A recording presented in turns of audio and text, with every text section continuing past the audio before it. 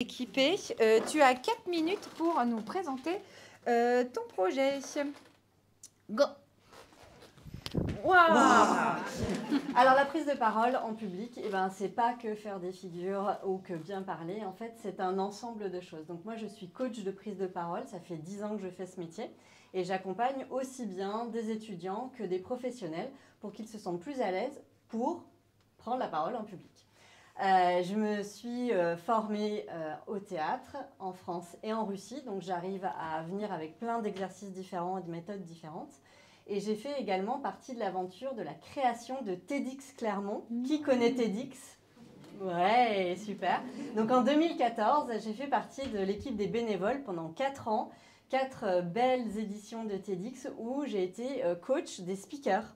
Donc je les accompagnais aussi bien sur la création de leur discours, de leur pitch, que sur la mise en scène en fait, puisque je ne sais pas si vous vous souvenez, TEDx, il y a un rond rouge comme ça et on n'a pas le droit, comme Pauline elle m'a dit, de ne pas bouger.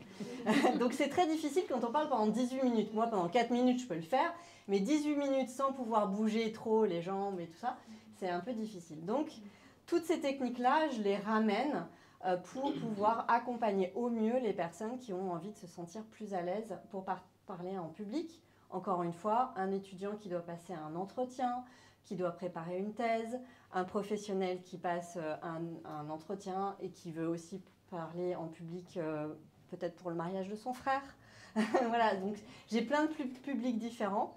Je m'amuse beaucoup dans ce que je fais, je kiffe vraiment mon métier.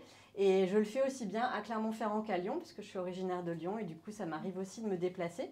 De le faire également en entreprise. Alors ça peut prendre des formes d'ateliers ou de mini-formations, mais ce qui m'intéresse vraiment, c'est de pouvoir en fait vraiment accompagner la personne en fonction de sa problématique. Je vais vous donner un exemple assez récent. Donc au mois de juin de cette année, j'avais pas mal d'étudiants, et ils se passent mon numéro les uns les autres, qui m'appellent en me disant « Oui, je veux absolument rentrer dans une école de kiné, il y a très peu de place, est-ce que vous pouvez m'aider ?» etc. Donc moi, je ne connais pas du tout le métier de kiné. Donc je n'ai pas besoin d'être du domaine pour pouvoir accompagner la personne. Donc je comprends quel exercice on va lui faire faire. Donc il y avait aussi bien des exercices, on va dire, de mise en situation que de répondre à des questions techniques. Et cette personne, elle se bloquait complètement quand elle devait prendre la parole, elle devenait toute rouge, elle commençait à transpirer partout. Donc je prépare la personne également à la gestion du stress au moment où elle doit passer son entretien. Donc on se fait en plus c'était une personne que je ne voyais pas en physique parce qu'elle était à Vichy et donc du coup on faisait tout ça en visio. Donc c'est aussi possible de faire du coaching à distance. Et donc du coup on fait un premier entretien, un premier coaching. 3/4 d'heure, 1 heure, et puis à la fin de la session, la personne me dit « Oh, je suis vannée !»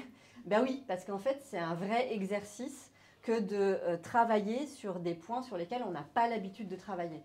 Donc, il faut prendre du temps, et une séance, c'est pas un claquement de doigts ou un coup de baguette magique, on va pas transformer la personne. Du coup, la semaine d'après, elle me rappelle, elle me dit « On peut refaire une séance, etc. » Et on a fait en tout 3 séances pour la préparer à son entretien, et vous savez quoi ? Elle a été prise.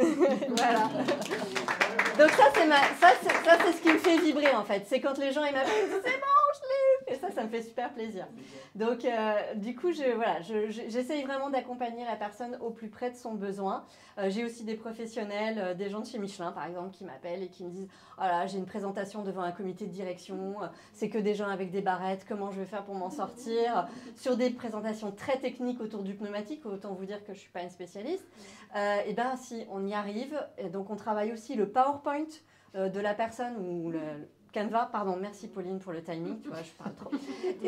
Et donc aussi bien la forme, le fond, comment on fait pour faire une présentation un peu dynamique alors qu'on est assis derrière son siège et peut-être en visio.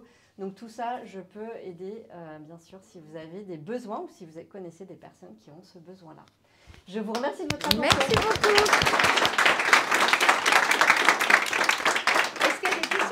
Vraiment, tu n'es pas venue pour rien. Ah oui, j'adore cette personne. Comment est-ce que tu t'appelles?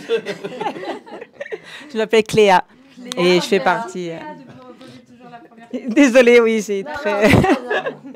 Alors, je voulais savoir, est-ce que vous acceptez des partenariats avec des associations à but non lucratif? Alors, mon métier, il faut que je me rémunère. Donc, un partenariat, ça se négocie. Il faut voir dans quelle mesure c'est possible. Mais je dis non, en général, à rien.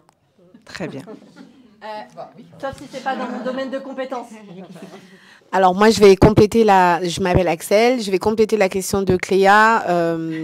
Votre profil m'intéresse pour nos candidats de cette année, pour les aider justement par rapport à la prise de parole, parce qu'il y a un moment, effectivement, ils devront se présenter.